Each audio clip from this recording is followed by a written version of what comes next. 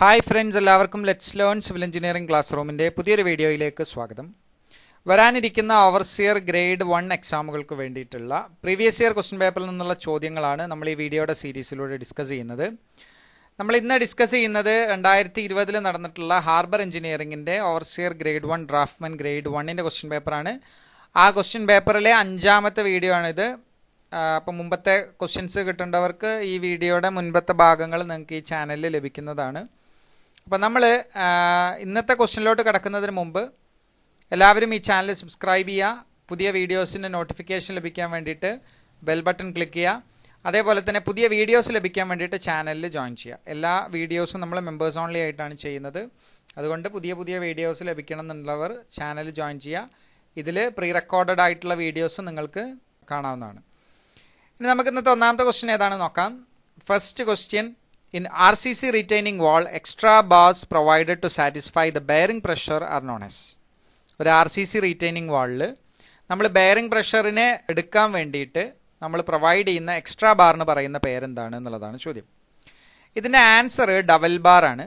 എന്തുകൊണ്ടാണ് answer double bar വരാനുള്ള കാരണം എന്ന് വെച്ച് കഴിഞ്ഞാൽ, ഡബൽ ബാർ എന്ന് പറഞ്ഞു കഴിഞ്ഞാൽ ആക്ച്വലി നമ്മളൊരു ലോഡ് ട്രാൻസ്ഫർ ചെയ്യാൻ വേണ്ടിയിട്ട് ഒരു സ്ട്രക്ചറൽ മെമ്പറിൽ നിന്ന് മറ്റൊരു സ്ട്രക്ചറൽ മെമ്പറിലേക്ക് ലോഡ് ട്രാൻസ്ഫർ ചെയ്യാൻ വേണ്ടിയിട്ട് പ്രൊവൈഡ് ചെയ്യുന്ന മെമ്പറിനെയാണ് നമ്മൾ ഡബൽ ബാർ എന്ന് പറയുക. പലപ്പോഴും നമ്മൾ കണ്ടിട്ടുണ്ടാവും, ചില എക്സ്ട്രാ ബാറുകൾ എന്ത് ചെയ്തിട്ടുണ്ടാവും, ഒരു സ്ട്രക്ചറിൽ നിന്ന് നമ്മൾ കുറച്ച് എക്സ്റ്റെൻഡ് ചെയ്ത് ഇട്ടിട്ടുണ്ടാവും. അതല്ലെങ്കിൽ പ്രത്യേകിച്ച് ഇപ്പോൾ റീറ്റെയിനിങ് വാളൊക്കെ എടുക്കുകയാണെന്നുണ്ടെങ്കിൽ അതിൻ്റെ ഫൂട്ടിങ്ങും അതേപോലെ തന്നെ കോളവും തമ്മിൽ കണക്ട് ചെയ്യുന്ന ബാറിനെ നമ്മൾ ഡബൽ ബാർ എന്നാണ് പറയുക. അപ്പോൾ എന്താണ്, നോർമലി നമുക്ക് ഒരു കോൺക്രീറ്റ് ബെയറിങ്ങിന് മാത്രം എടുക്കാൻ കഴിയാത്ത അത്രയും ലോഡ് വരികയാണെന്നുണ്ടെങ്കിൽ അവിടെ നമ്മൾ എന്ത് ചെയ്യാറുണ്ട്, ഡബൽ ബാർ എക്സ്ട്രാ ആയിട്ട് പ്രൊവൈഡ് ചെയ്യും. അപ്പോൾ നമ്മളുടെ ഇതിൻ്റെ ഫൂട്ടിങ്ങും അതേപോലെ തന്നെ അതിൻ്റെ സ്റ്റെമും തമ്മിൽ ഒരു കണക്ഷൻ എന്തുണ്ടാവും, ഈ ഡബൽ ബാർ കാരണം ഉണ്ടാവും. സോ എക്സ്ട്രാ ബെയറിംഗ് പ്രഷർ വരികയാണെന്നുണ്ടെങ്കിൽ അവിടെ നമ്മൾ പ്രൊവൈഡ് ചെയ്യുന്ന എക്സ്ട്രാ ബാറിനെയാണ് നമ്മൾ എന്ത് പറയുന്നത്, ഡബൽ ബാർ എന്ന് പറയുന്നത്.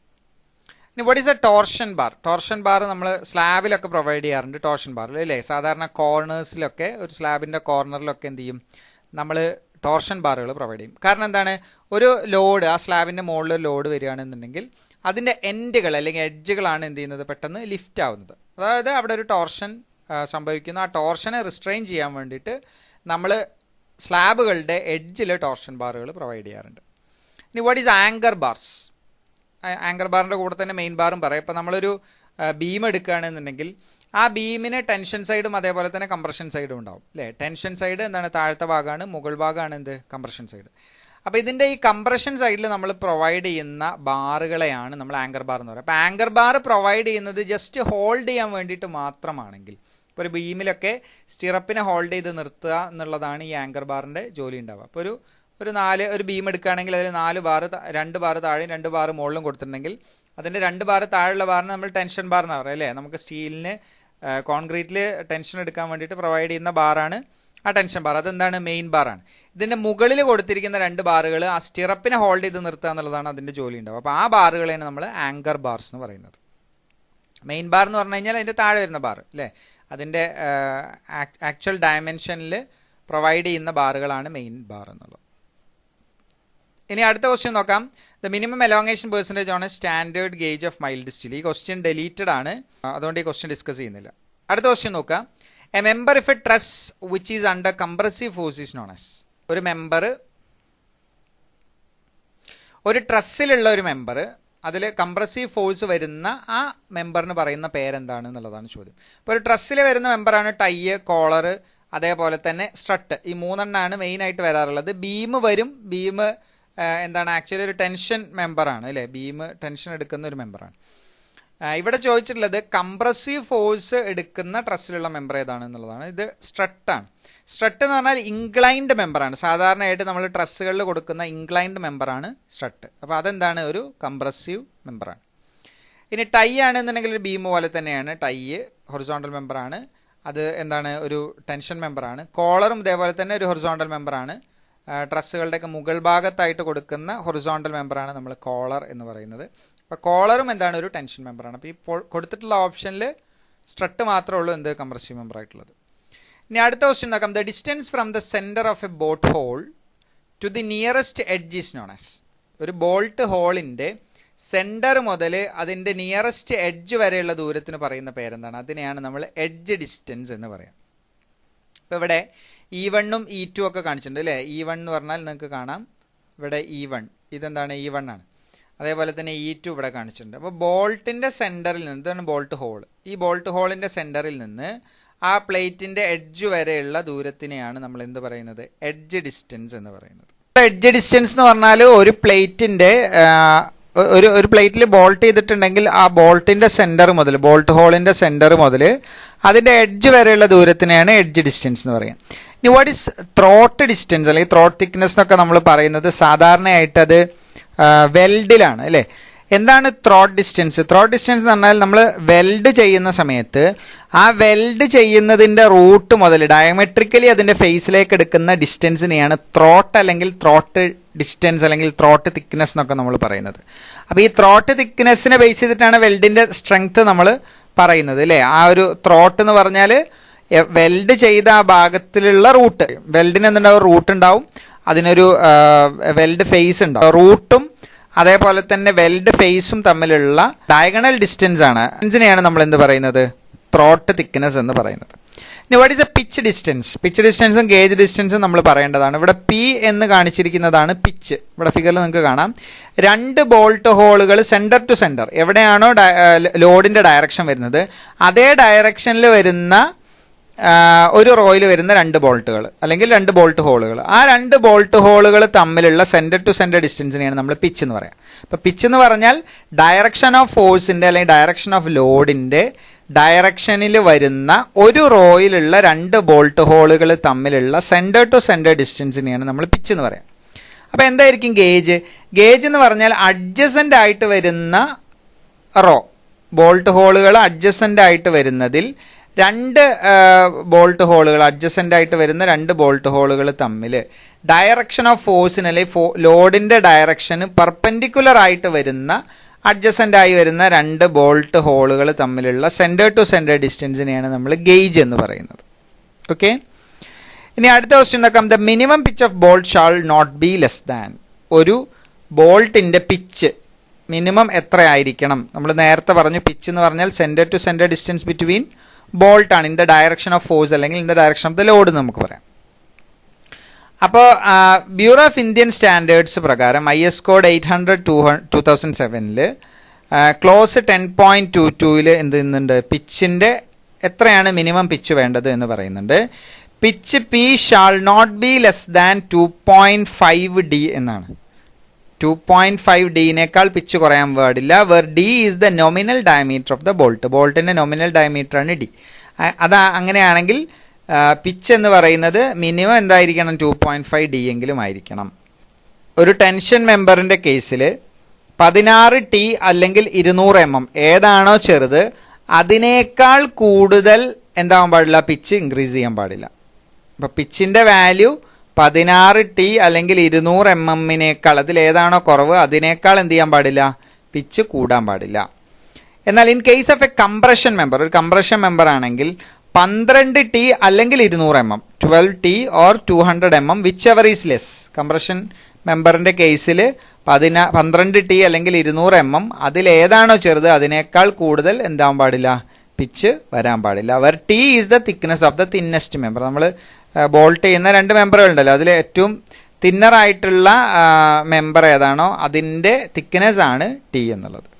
ഓക്കെ, ഇനി അടുത്ത ക്വസ്റ്റ്യൻ നോക്കാം. The least value of design strength of bolt in bearing, design strength of bolt in shear is known as. അതായത് design strength of bolt in ഷിയറും അതേപോലെ തന്നെ design strength of bolt in ബെയറിംഗും അതിൻ്റെ രണ്ടിൻ്റെയും ലീസ്റ്റ് വാല്യൂവിന് നമ്മൾ പറയുന്ന പേരെന്താണ് എന്നുള്ളതാണ്. ഇതിൻ്റെ ആൻസർ ബോൾട്ട് വാല്യൂ ആണ്. എന്താണ് ഈ ബോൾട്ട് വാല്യൂ? ശരിക്കും ബോൾട്ട് വാല്യൂ എന്ന് പറഞ്ഞു കഴിഞ്ഞാൽ ഏത് മിനിമം ഫോഴ്സിലാണ് അല്ലെങ്കിൽ ഏത് മിനിമം ഫോഴ്സിലാണ് ഒരു ബോൾട്ട് ഫെയിൽ ആവുന്നത്. അത് may be in bearing or in shear. ചിലപ്പോൾ ഷിയറിലാവാം, ബെയറിങ്ങിലാവാം. എങ്ങനെയാണെന്നുണ്ടെങ്കിൽ ബോൾട്ട് എപ്പോഴാണോ ഫെയിൽ ആവുന്നത് ആ ഒരു മിനിമം വാല്യൂ, ആ മിനിമം സ്ട്രെങ്ത് വാല്യൂവിനെയാണ് അല്ലെങ്കിൽ ആ മിനിമം ഫോഴ്സിനെയാണ് നമ്മൾ ബോൾട്ട് വാല്യൂ എന്ന് പറയുന്നത്. അപ്പോൾ ഇവിടെ ചോദിച്ചിട്ടുള്ളത് തന്നെയാണ് ലീസ്റ്റ് വാല്യൂവിന് നമ്മൾ പറയുന്ന പേരെന്താണ് എന്നുള്ളതാണ്. അതിനെ നമ്മൾ ബോൾട്ട് വാല്യൂ എന്നാണ് പറയുക. ഇനി അടുത്ത ക്വസ്റ്റ്യൻ നോക്കാം. The member of a roof truss subjected to transverse load and rest on rafters are known as. ഒരു മെമ്പർ, റൂഫ് ട്രസ്സിലുള്ള ഒരു മെമ്പർ, ആ മെമ്പർ കൂടുതലായിട്ടും ട്രാൻസ്വേഴ്സ് ലോഡാണ് എടുക്കുക, ട്രാൻസ്വേഴ്സ് ലോഡും അതേപോലെ തന്നെ റാഫ്റ്ററിൽ റെസ്റ്റ് ചെയ്യുന്നതുമായിട്ടുള്ള ഒരു മെമ്പർ. ആ മെമ്പറിന് പറയുന്ന പേരെന്താണ് എന്നുള്ളതാണ്. നമുക്കറിയാം റാഫ്റ്റർ എന്ന് പറയുന്നത് റൂഫിൻ്റെ ആ ഡയറക്ഷനിൽ തന്നെയാണ് എന്ത് ചെയ്യുക, റാഫ്റ്റർ ഉണ്ടാവുക, അതിൻ്റെ ആക്ച്വൽ ഡയറക്ഷൻ അല്ലെങ്കിൽ ലോഞ്ചിറ്റ്യൂണൽ ഡയറക്ഷനാണ്. എന്നാൽ ട്രാൻസ്വേഴ്സ് ഡയറക്ഷനിൽ ഈ റാഫ്റ്റേഴ്സിന് ട്രാൻസ്വേഴ്സ് ആയിട്ടാണ് എന്ത് ഇരിക്കുന്നുണ്ടാവുക, പർലിൻസ് ഇരിക്കുന്നുണ്ടാവുക. ഈ പർലിൻ റെസ്റ്റ് ചെയ്യുന്നത് എവിടെയാണ്, റാഫ്റ്ററിലാണ്.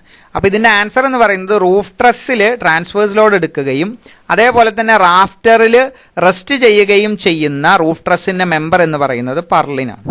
ഓക്കെ, നമുക്ക് ഈ ഫിഗറിൽ കാണാം പർലിൻസിന്. ഇനി വാട്ട് ഈസ് എ ക്ലീറ്റ്? പർലിനെ നമ്മൾ സപ്പോർട്ട് ചെയ്യാൻ വേണ്ടിയിട്ട് കൊടുക്കുന്നതാണ് എന്ത്, ക്ലീറ്റ് എന്നുള്ളത്. Then tie beam. Tie beam എന്ന് പറഞ്ഞു കഴിഞ്ഞാൽ ആക്ച്വലി രണ്ട് റാഫ്റ്ററുകൾ, രണ്ട് ഡയറക്ഷനിലേക്ക് പോയിട്ടുള്ള റാഫ്റ്ററുകളെ തമ്മിൽ കണക്ട് ചെയ്യുന്നതാണ് എന്ത്, ടൈ ബീം എന്നുള്ളത്. ആക്ച്വലി റൂഫ് ട്രസ്സിലാണ് ഈ പ്രിൻസിപ്പൽ റാഫ്റ്ററുകൾ തമ്മിൽ കണക്ട് ചെയ്യാൻ വേണ്ടിയിട്ട് ടൈ ബീംസ് പ്രൊവൈഡ് ചെയ്യാറുള്ളത്.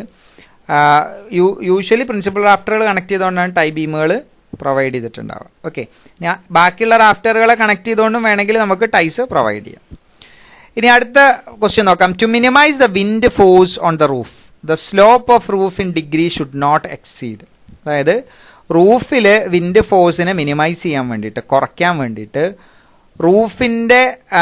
റൂഫിൻ്റെ സ്ലോപ്പ് എത്രയാക്കണം അല്ലെങ്കിൽ എത്രയിൽ കൂടാൻ പാടില്ല എന്നുള്ളതാണ് ഇവിടുത്തെ ചോദ്യം. ഇതിൻ്റെ ആൻസർ 30 ഡിഗ്രിയാണ്. നമ്മൾ സാധാരണയായിട്ട് റൂഫിൻ്റെ സ്ലോപ്പ് പരമാവധി എത്ര കൊടുക്കാൻ പാടുള്ളൂ, 30 ഡിഗ്രി മാത്രമേ കൊടുക്കാൻ പാടുള്ളൂ. 30 ഡിഗ്രിയേക്കാൾ കൂടുതൽ വന്നു കഴിഞ്ഞാൽ എന്ത് ചെയ്യും, വിൻഡ് ഫോഴ്സ് അതിൽ അഫക്റ്റ് ചെയ്യും. അപ്പോൾ അത് റൂഫിൻ്റെ സ്ട്രെങ്ത്തിനെ ബാധിക്കും, ആ സ്ട്രക്ചറിനെ തന്നെ എന്ത് ചെയ്യും, അത് ബാധിക്കും. അതുകൊണ്ട് തന്നെ റൂഫിൻ്റെ സ്ലോപ്പ് മാക്സിമം എന്ത് ചെയ്യാൻ പാടുള്ളൂ, 30 ഡിഗ്രി മാത്രമേ കൊടുക്കാൻ പാടുള്ളൂ. അതിൻ്റെ ആ ചെരിവാണ് പറയുന്നത്. ഓക്കെ, ഇനി അടുത്ത ക്വസ്റ്റ്യൻ നോക്കാം. The ratio of lateral strain to axial strain is a constant for homogeneous material. ആ റേഷ്യോ എന്ന് പറയുന്ന പേരെന്താണെന്നുള്ളതാണ്. Ratio of lateral strain to the longitudinal strain, അതിനെയാണ് നമ്മൾ എന്ത് പറയുക, പോയ്സൺസ് റേഷ്യോ എന്ന് പറയാം അല്ലേ. ഒരു ഹോമോജിനസ് മെറ്റീരിയലിൽ lateral strain to longitudinal strain അല്ലെങ്കിൽ lateral strain to axial strain എന്തായിരിക്കും, കോൺസ്റ്റന്റ് ആയിരിക്കും. സോ അതിനെയാണ് നമ്മൾ പോയ്സൺസ് റേഷ്യോ എന്ന് പറയുന്നത്. ഓക്കെ, ഇനി എന്താണ് യങ്സ് മോഡുലസ്? യങ്സ് മോഡുലസ് എന്ന് പറഞ്ഞാൽ stress is directly proportional to strain within an elastic limit എന്നുള്ളതാണ് അല്ലേ. സ്ട്രെസ് സ്ട്രെയിനിന് പ്രൊപ്പോർഷണലാണ്. ഒരു മൈൽഡ് സ്റ്റീലൊക്കെ എടുക്കുകയാണെന്നുണ്ടെങ്കിൽ സ്ട്രെസ് സ്ട്രെയിന് പ്രൊപ്പോർഷണലാണ് അതിൻ്റെ ഇലാസ്റ്റിക് ലിമിറ്റിൽ. ആ സ്ട്രെസ് ബൈ സ്ട്രെയിനിന് പറയുന്നതാണ് എന്ത്, അല്ലെങ്കിൽ ആ ratio between stress by strain ആണ് എന്ത്, within an elastic limit is called as the modulus of elasticity or Young's modulus എന്ന് പറയും. പിന്നെ ഉള്ളത് ബൾക്ക് മോഡുലസ് ആണ്. ബൾക്ക് മോഡുലസ് എന്ന് പറഞ്ഞു കഴിഞ്ഞാൽ നമ്മളൊരു പ്രഷർ ഒരു ബോഡിയിൽ അപ്ലൈ ചെയ്യുകയാണെന്നുണ്ടെങ്കിൽ ആ പ്രഷർ അപ്ലൈ ആ ഒരു സബ്സ്റ്റൻസിന് വോളിയത്തിന് ചേഞ്ച് ചെയ്യാതെ അതിന് പിടിച്ചു നിൽക്കാനുള്ള ആ വിത്ത്സ്റ്റാൻഡിങ് കപ്പാസിറ്റീനെയാണ് നമ്മൾ എന്ത് പറയുന്നത്, ബൾക്ക് മോഡുലസ് എന്ന് പറയുന്നത്. So bulk modulus can be defined as the ratio between the change in pressure അല്ലെങ്കിൽ applied pressure to the change in volume എന്ന് നമുക്ക് പറയാം. Okay, then what is shear modulus or modulus of rigidity? So modulus of rigidity അല്ലെങ്കിൽ shear modulus എന്ന് പറഞ്ഞു കഴിഞ്ഞാൽ it is the measurement of rigidity of A body. ഒരു ബോഡിയുടെ റിജിഡിറ്റിനെയാണ് നമ്മൾ എന്ത് ചെയ്യുന്നത്, മെഷർ ചെയ്യുന്നത്. സിംപ്ലി നമുക്ക് പറയാം it is the ratio between shear stress to shear strain. Shear സ്ട്രെസ്സും ഷിയർ സ്ട്രെയിനും തമ്മിലുള്ള ആ റേഷ്യോനെയാണ് നമ്മൾ എന്ത് പറയുന്നത്, മോഡുലസ് ഓഫ് റിജിഡിറ്റി എന്ന് പറയുന്നത്. നമ്മൾ സാധാരണയായിട്ട് ഷിയർ മോഡുലസ് എന്ന് പറയുന്നത് മ്യൂ എന്നാണ് എന്ത് ചെയ്യുന്നത്, അതിനെ റെപ്രസെന്റ് ചെയ്യുന്നത്. The next question നോക്കാം. The maximum energy stored at elastic limit of a material is known as. ഒരു മെറ്റീരിയലിന്റെ ഇലാസ്റ്റിക് ലിമിറ്റിൽ സ്റ്റോർ ചെയ്യുന്ന മാക്സിമം എനർജി എന്ന് പറയുന്ന പേരെന്താ? ഇതിനെയാണ് നമ്മൾ പ്രൂഫ് റെസിലിയൻസ് എന്ന് പറയുന്നത്. So what is resilience? Resilience എന്ന് പറഞ്ഞു കഴിഞ്ഞാൽ it is the ability of a material or a substance to spring back in to its original shape within the elastic limit. അപ്പോൾ ഒരു ഇലാസ്റ്റിക് ലിമിറ്റിൽ ഒരു ബോഡിയിലേക്ക് നമ്മളൊരു ഫോഴ്സ് അപ്ലൈ ചെയ്യുമ്പോൾ ആ ഫോഴ്സ് റിലീസ് ചെയ്ത് കഴിഞ്ഞാൽ അതിൻ്റെ പഴയ സ്റ്റേജിലേക്ക് തിരിച്ചു വരാൻ, ആ ഷേപ്പിലേക്ക് തിരിച്ചു വരാനുള്ള ആ ഒരു സബ്സ്റ്റൻസിൻ്റെ അല്ലെങ്കിൽ ഒരു ഒബ്ജക്റ്റിൻ്റെ എബിലിറ്റിനെയാണ് നമ്മൾ റെസിലിയൻസ് എന്ന് പറയാം. ഇനി what is A proof resilience? It is the energy stored during within the elastic limit. ആ ഇലാസ്റ്റിക് ലിമിറ്റിൽ നമ്മൾ ഒരു ഫോഴ്സ് അപ്ലൈ ചെയ്യുമ്പോൾ അതിന് എത്ര എനർജിയാണോ സ്റ്റോർ ചെയ്യാൻ പറ്റുന്നത് ആ എനർജീനെയാണ് നമ്മൾ എന്ത് പറയുന്നത്, പ്രൂഫ് റെസിലിയൻസ് എന്ന് പറയുന്നത്. അപ്പോൾ പ്രൂഫ് റെസിലിയൻസിലും എന്താണ്, ഇലാസ്റ്റിക് ലിമിറ്റിലാണ്. അതായത് ഇലാസ്റ്റിക് ലിമിറ്റ് എന്ന് പറഞ്ഞു കഴിഞ്ഞാൽ അവിടെ എന്ത് ചെയ്യുന്നില്ല, പെർമനന്റ് ഡിഫോർമേഷൻ സംഭവിക്കുന്നില്ല. ഇനി what is modulus of resilience? Modulus of resilience എന്ന് പറഞ്ഞു കഴിഞ്ഞാൽ it is the ratio of proof resilience to the volume of the body എന്ന് നമുക്ക് പറയാം. അപ്പോൾ പ്രൂഫ് റെസിലിയൻസ് എന്തായിരുന്നു? എനർജി സ്റ്റോർ ചെയ്യുന്നതിനെയാണ് നമ്മൾ പ്രൂഫ് റെസിലിയൻസ് എന്ന് പറയുന്നത്. With respect to its volume പറയുകയാണെന്നുണ്ടെങ്കിൽ അതിനെ നമ്മൾ മോഡുലസ് ഓഫ് റെസിലിയൻസ് എന്നാണ് പറയുക. ഓക്കെ, അപ്പോൾ റെസിലിയൻസ് എന്ന് പറഞ്ഞാൽ ഇത്രയേ ഉള്ളൂ, ഒരു ബോഡിയുടെ അതിൻ്റെ പഴയ ഷേപ്പിലേക്ക് തിരിച്ചു വരാനുള്ള ആ ബോഡിയുടെ എബിലിറ്റി, അതിനെയാണ് നമ്മൾ റെസിലിയൻസ് എന്ന് പറയുന്നത്. ആ സമയത്ത് അത് സ്റ്റോർ ചെയ്യുന്ന എനർജിനെയാണ് നമ്മൾ പ്രൂഫ് റെസിലിയൻസ് എന്ന് പറയുന്നത്. ഈ പ്രൂഫ് റെസിലിയൻസിനെ എന്താണ് നമ്മളൊരു വോളിയവുമായിട്ട് താരതമ്യം ചെയ്യുകയാണെന്നുണ്ടെങ്കിൽ അത് തമ്മിലുള്ള ഒരു റേഷ്യോനെയാണ് നമ്മൾ മോഡുലസ് ഓഫ് റെസിലിയൻസ് എന്ന് പറയുന്നത്. അപ്പോൾ ഈ ഭാഗം എല്ലാവർക്കും മനസ്സിലായിട്ടുണ്ടാവുമെന്ന് വിചാരിക്കുന്നു. Thank you for watching the video.